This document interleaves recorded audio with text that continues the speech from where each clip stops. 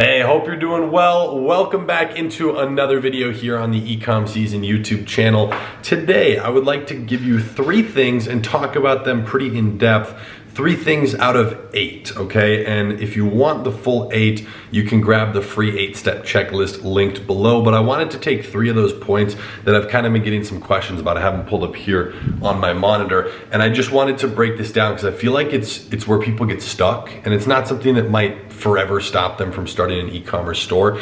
But if you're someone like me where you're a little OCD on everything and it has to be perfect, and if you don't know what to do, you might just really get hung up on it for a couple days. Here's a few of those things, okay? So make sure to drop a link down below, grab that checklist if you want the full thing. But number 1, and it's actually number 3 on the list, is picking the name for your store. This is actually a question I get asked all the time, and my answers have always been vague, like, oh, just brainstorm something. Now, the reason that I say just come up with something when you're picking a name is for a simple reason. Your name, in my opinion, doesn't matter very much as long as it follows a specific set of rules. Now, those rules, we go through all of them in that checklist, again, completely free. You can check that out. But a few of those things that I always focus on is 2 main things. It should be short, okay? And it should be easy to pronounce. If people are confused about how you pronounce it, for an example, my last name, Hayden Bowles. I always get Bowles more often than Bowles. I've had the occasional substitute teacher back in the day hit me with balls, Hayden Balls. So I got made fun of for that, right? People don't know how to pronounce it. So maybe you don't want to put your store name as something like that. But you want something where people can kind of remember it. It's short. They could spell it if they had to write it out or text it to a friend. Those are just some of the simple rules that I abide by. Now, I'll be honest with you. I've invented words before. I've literally just mashed together words. But to be as practical as possible, go on Google, look up thesaurus, okay? The thesaurus is basically where you can find similar words that relate to something. So just start searching terms that revolve around your niche or the product you're selling. So maybe you can find something that makes sense or sounds good or whatever that just relates to it. And then obviously before you end up building your store around the name and you get a logo made, just double check that the domain is actually available. Make sure that you can get a .com, maybe a .co if you really have to, if you really like the name, but just try to keep it simple. So do some research. It shouldn't take you more than 30 minutes. Sit down, write out a list, then go through, see which ones out of your favorite are available, buy one and move on. So definitely don't get hung up on that, okay? Now, let's go here into the next one on building a store. This is also something, this is actually a bigger one I see people really get hung up on, and they usually spend weeks trying to build a store. Your store could be done in 1 day if you can sit down for 3 hours, even if you have no experience. There's a few things to focus on with stores. I'll keep this as simple as possible right here for you. With stores, and people disagree with me on this, that's the cool thing, is everybody's perspective is different. I don't put a lot of attention on my stores until I know that the product is working. Why would you invest time and maybe thousands of dollars into something that might not work, right? Obviously you're investing money into the product, but why would you want to put more in if you don't know if it's going to work? People are like, oh, but it's not gonna work if you don't do this and that with your store. I'm like, that's false. That's definitely an opinion. That's not a fact. So what you should do, use a free theme. You don't need anything fancy. If it's not gonna sell on a free theme, there's not gonna be much of a difference on a paid theme, right?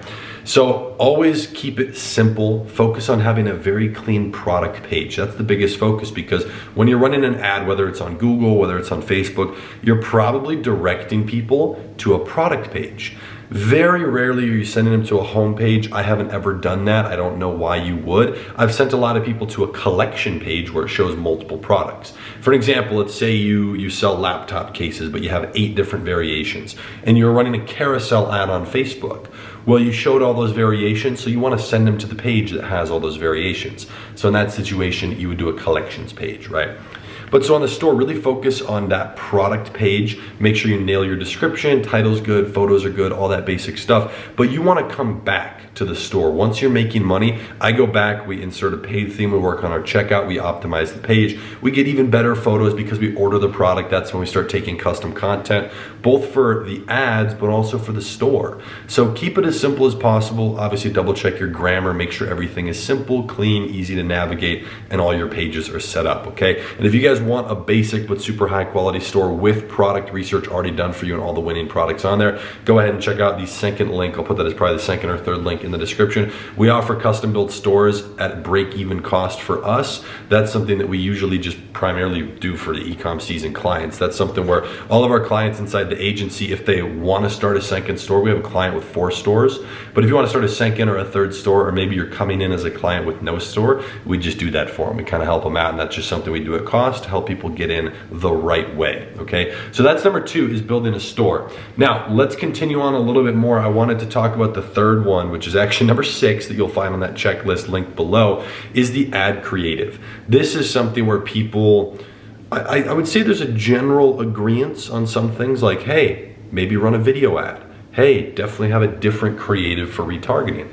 But some of the simple things that I like to focus on, while I don't like to put a ton of attention or money behind something I don't know is working, your ad creative is important. In my opinion, it's much more important than your store, because people aren't even gonna make it to your store if you haven't interested them through your ad creative. So you have to make sure it's good, and if they're already interested, they probably don't care that much what your store looks like, right? So the creative, I always try to make a video. You can order the product. If you don't have a video, this is what I do.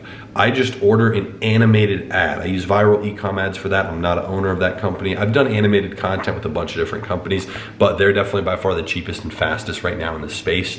So I'll take a picture, send it to them, and the picture doesn't even have to be taken by me. It can be from the supplier. I'll ask the supplier for a couple good photos, high quality PNGs, send the photo to Viral Ecom Ads, and then they just make an animated clip. So you can run that as an ad. You can mix it with an actual video that you've taken, but doing some basic stuff like that, and then obviously once you get sales coming in, just like with the store, you're gonna wanna order the product, take your own custom content. But the ad creative is, I see people literally not start. Like, they don't even get hung up for a few days. I see people completely stop because they don't know what to do. So number 1, if you don't know what to do, you can just order the product. It's only gonna cost you a couple dollars. But don't take someone's video ad. That's the only thing, especially right now with Facebook. They're cracking down so much on that, and it's not worth trying to save a little bit of time, or the $15 in 2 weeks of time from ordering your product. It's not worth having your entire ad account and business manager and potentially Facebook profile disabled because you stole someone else's video. If you can find a free video online, like on YouTube with the product, and you chop it up and change the music, maybe you could use that, insert some animated clips or whatever. You could just run a picture ad. If you have 3 or 4 good pictures, run a carousel ad. There's some basic ways that you can start, but I always focus a lot on that creative as well as the ad copy. And the ad copy should be a shortened reflection of the product description over on your store. So for an example, if on the product description you have a 7-point bullet list, right? 7 bullet points, each highlighting a cool feature, like, oh, our leggings are made out of a flexible yet breathable material. They don't shrink in the wash. They're lightweight. They're not see-through. Like, boom, you just list all this stuff, right? That's just off the top of my head. Inside of your ad copy, you want to kind of have a 1-sentence highlight. That's what I call it. So pick the craziest feature, the coolest, most unique feature of your product, and highlight it in there in a very short, simple way, 5 to 10 words. Keep it super simple, keep the ad copy short, and keep it focused around your product. So those are the 3 things I will give you, and kind of breaking down my opinion on those here right now. If you want the full list of 8, it's absolutely free. All you got to do is click the link in the description. I'll put it as the top link down there. Just a cool, simple little checklist that can help you get started or just optimize your store and ads even better. So hope you guys enjoy that. There's also a ton of other e-commerce resources linked below, but I'd appreciate if you drop a like on the video. Make sure to subscribe, and I'll be seeing you in the next one. Peace.